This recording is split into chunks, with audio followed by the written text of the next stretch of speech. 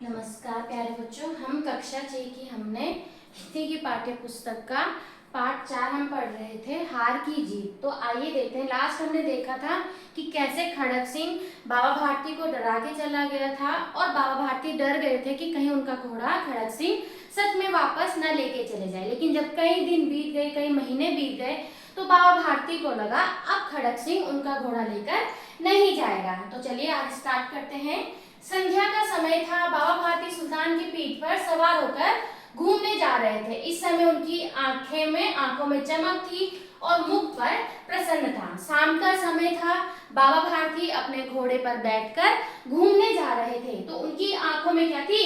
चमक थी, ठीक है, और मुख पर थी प्रसन्नता, खुशी थी। कभी घोड़े के शरीर को देखते, कभी उसके रंग को, और मन में फूले न समाते। तो वो क्या करते? कभी वो अपने घोड़े को देखते, कभी उसकी सुंदरता को देखते, कभी उसके शरीर को देखते, और ऐसा करते करते वो बहुत अधिक प्रसन्न होते थे। फूले न समाना मतलब बहुत अधिक प्रसन्न होना।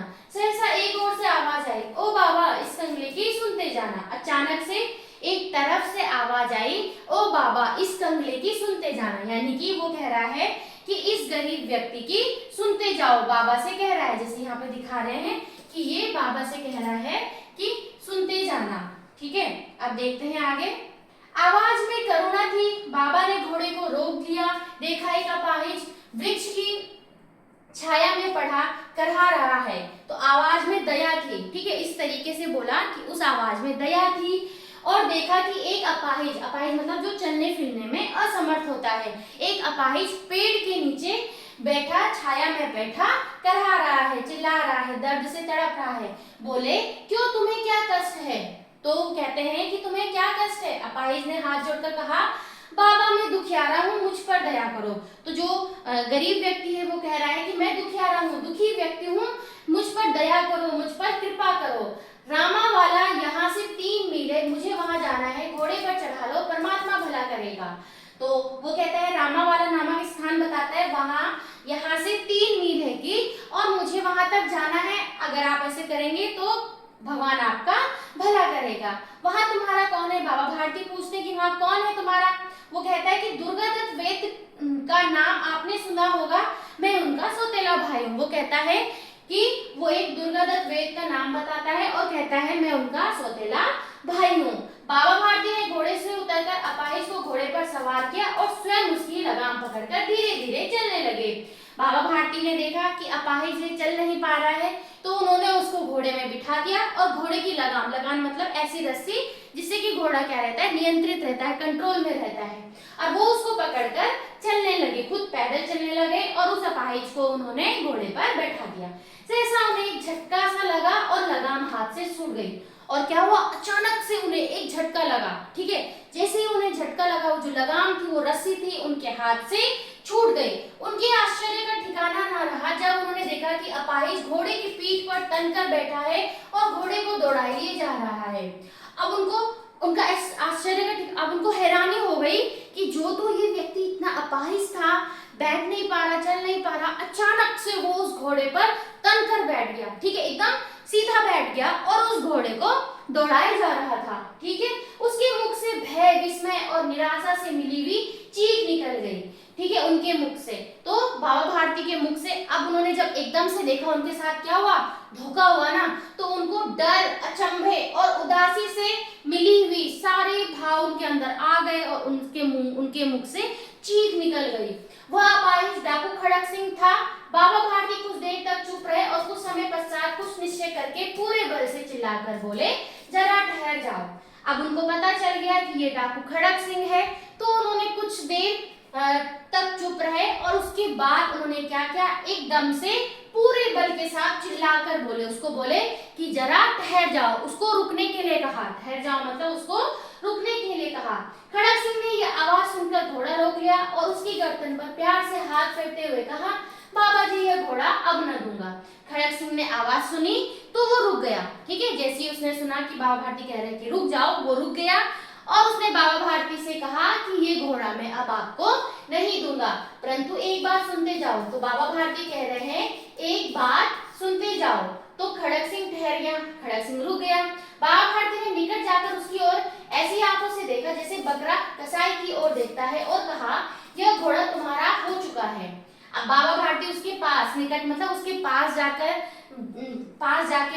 पास गए और ऐसी आंखों से देखा, जैसे क्या होता है एक बकरा है ना, और जब उसको कसाई मतलब उसको काटने वाला जब उसको काट रहा होता है तो बकरा जिस निगाहों से उसको देखता है, वैसे ही बाबा भारती खड़क सिंह को देखते हैं और कहते हैं, यह घोड़ा तुम्हारा हो चुका है, मैं तुमसे इसे वापस करने के न कहूंगा, परंतु खड़क सिंह केवल एक प्रार्थना करता हूँ, इसे अस्वीकार न करना, नहीं तो मेरा दिल टूट जाएगा। वो कहते हैं, ये घोड़ा अब तुम रख लो, ठीक है, मैं तुमसे नहीं लूंगा, लेकिन तुमसे मैं एक विनती करता हूँ, एक प्रार्थना कर रहा हूँ, उसे अस्वीकार मत करना, ठीक है, मना मत करना, नहीं तो मेरा दिल टूट जाएगा। तो कहता है, बाबा जी आज्ञा कीजिए। तो बाबा जी से कहता है, आप आज्ञा कीजिए, मैं आपका दास हूँ, केवल ये घोड़ा न दूंगा। वो कहता है, मैं आपका दास हूँ, सेवक हूँ, बस ये घोड़ा मैं आपको नहीं देने वाला हूँ। आप घोड़े का नाम न लो, मैं तुमसे इस विषय में कुछ न कहूंगा, मेरी प्रार्थना केवल यह है कि इस घटना को किसी के सामने प्रकट न करना। प्रकट मतलब जाहिर, बताना नहीं, ठीक है, किसी के सामने जाहिर मत करना। तो बाबा भारती कहते हैं कि मैं तुमसे घोड़ा नहीं लूंगा, ना मैं घोड़े के विषय में तुमसे कुछ बात कर रहा हूँ, मेरी बस यही विनती है कि तुम इस घटना को, जो ये अभी घटना घटित हुई है, इसको किसी के सामने भी जाहिर मत करना, किसी के सामने मत बताना। तो खड़क सिंह का मुंह आश्चर्य से खुला रह गया। उसे लगा था कि उसे घोड़े को लेकर यहाँ से भागना पड़ेगा, परंतु बाबा भारती ने स्वयं उसे कहा कि इस घटना को किसी के सामने मत बताना। तो खड़क सिंह हैरान हो गया कि उसे तो लगा था कि अब वो भागना पड़ेगा उसको, लेकिन बाबा भारती अपने मुंह से कह रहे थे कि इस घटना को किसी के सामने प्रकट मत करना, जाहिर मत करना। तो इससे क्या प्रयोजन सिद्ध हो सकता है? अब वो सोचता है कि इससे उनका क्या मतलब पूरा होगा, है ना, कि ये घटना किसी को मत बताना, इससे उनका क्या मतलब निकल रहा है। तो खड़क सिंह ने बहुत सोचा, बहुत सी मारा, परंतु कुछ समझ न सका। हार कर उसने अपनी आंखें बाबा भारती के मुख पर गड़ा दी और पूछा, बाबा जी इसमें आपको क्या डर है? ठीक है, अब वो सोचता रहा कि उनका क्या मतलब सिद्ध हो रहा है। उसने बहुत सोचा, बहुत सर मारा, लेकिन उसको फिर भी कुछ समझ नहीं आया। आखिरकार हार कर उसने बाबा जी के मुख की तरफ देखा, बाबा जी के मुंह में देखा और कहा, बाबा जी इसमें आपको क्या डर है? अगर मैं ये घटना किसी को बता दूंगा तो आपको इससे क्या भय है, इससे आपको क्या डर है? तो सुनकर बाबा भारती ने उत्तर दिया, लोगों को यदि इस घटना का पता चला तो वे किसी गरीब पर विश्वास न करेंगे, दुनिया से विश्वास उठ जाएगा। यह कहते कहते उन्होंने सुल्तान की ओर इस तरह मुंह मोड़ लिया जैसे उनका उससे कोई संबंध ही ना रहा हो। तो बाबा भारती ने उत्तर दिया कि अगर इस तरीके की घटना किसी को पता चली कि किसी अपाहिज ने हेल्प मांगी, मदद मांगी, उसको मदद मिली तो उसने धोखा दे दिया, तो अगर इस तरीके का किसी को पता चला तो जो सच में गरीब हैं, जो सच में बहुत गरीब हैं, अपाहिज हैं, उन पर कोई विश्वास न करेगा, ठीक है, कोई तो दुनिया से विश्वास उठ जाएगा, भरोसा उठ जाएगा। इसके बाद उन्होंने सुल्तान की तरफ से अपना मुंह मोड़ लिया, मतलब सुल्तान को नहीं देखा, ठीक है, और क्या है, जैसे कि उनके साथ कोई भी संबंध ना रहा हो। अब उन्होंने उससे मुंह मोड़ लिया सुल्तान से, जैसे कि सुल्तान से उनका कभी कोई रिश्ता ही ना रहा हो। बाबा भारती चले गए, परंतु उनके शब्द खड़क सिंह के कानों में उसी प्रकार गूंज रहे थे। कानों में आवाज गूंजना मतलब बार बार वही बात सुनाई देना, ठीक है। तो जब बाबा भारती चले गए तो खड़क सिंह के कानों में वही बातें बार बार आ रही थी। सोचता था कैसे ऊंचे विचार है, कैसे पवित्र भाव है। उन्हें इस घोड़े से प्रेम था, इसे देखकर उनका मुख फूल की नाई खिल जाता था। कहते थे, इसके बिना मैं रह ना सकूंगा, इसकी रखवाली में वे कई रात सोए नहीं। वो कह रहे हैं, देखो कितने अच्छे विचार है, ऊंचे विचार है, अच्छे विचार है, कितने पवित्र भाव है उनके, ठीक है। इन घोड़े से उनको इतना प्रेम था, ठीक है, बहुत ज्यादा उनको उस घोड़े से लगाव था कि उसको देखकर वो फूल ही नहीं समाते थे। इसके बिना वो रह नहीं सकते थे, ठीक है, ऐसा कहते थे वो कि मैं इसके बिना नहीं रह पाऊंगा। इसकी रखवाली में वो कई रात भी नहीं सोए थे। भजन भक्ति ना कर रखवाली करते रहते थे, भजन भक्ति को छोड़कर वो अपने घोड़े की रखवाली करते थे। परंतु आज उनके मुख पर दुख की रेखा तक दिखाई न पड़ती थी। उन्हें केवल ये ख्याल आया था कि कहीं लोग गरीबों पर विश्वास करना न छोड़ दे। बस उनको यही था कि ये घटना सुनकर लोग सच में गरीबों पर विश्वास करना न छोड़ दे। रात के अंधेरे में खड़क सिंह बाबा भारती के मंदिर में पहुंचा। चारों ओर सन्नाटा था, ठीक है। अब खड़क सिंह बाबा भारती के मंदिर में पहुंचा और चारों तरफ क्या थी, शांति थी, सन्नाटा था। आकाश में तारे टिमटिमा रहे थे, थोड़ी दूर पर गांव के कुत्ते भौंक रहे थे। मंदिर के अंदर कोई शब्द न सुनाई देता था। खड़क सिंह सुल्तान की बाग पकड़े हुए था। वह धीरे धीरे अस्तबल के फाटक पर पहुंचा। फाटक खुला पड़ा था। ठीक है, तो अब खड़क सिंह गया। आकाश में तारे टिमटिमा रहे थे, कुत्ते भौंक रहे हैं और मंदिर में कोई शब्द नहीं सुनाई दे रहा था।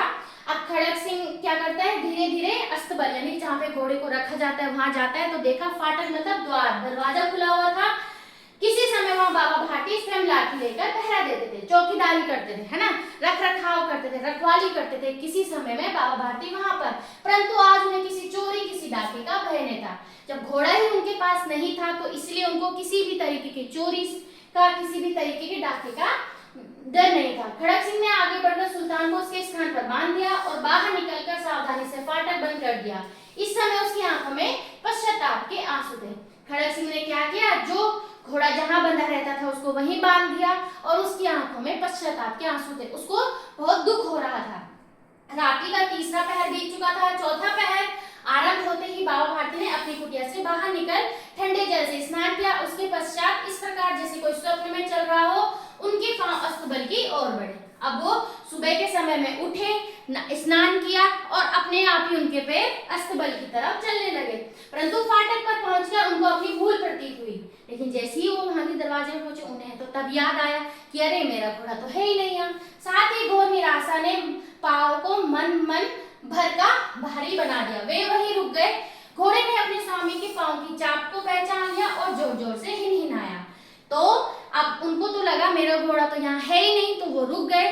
लेकिन उनके पांव की आवाज से घोड़ा उनको पहचान गया और जोर जोर से हिनहिनाने लगा। ठीक है, अब बाबा भारती आश्चर्य और प्रसन्नता से दौड़ते हुए अंदर घुसे और अपने घोड़े के गले से लिपटकर इस प्रकार रोने लगे मानो कोई पिता बहुत दिनों से बिछड़े पुत्र से मिल रहा हो।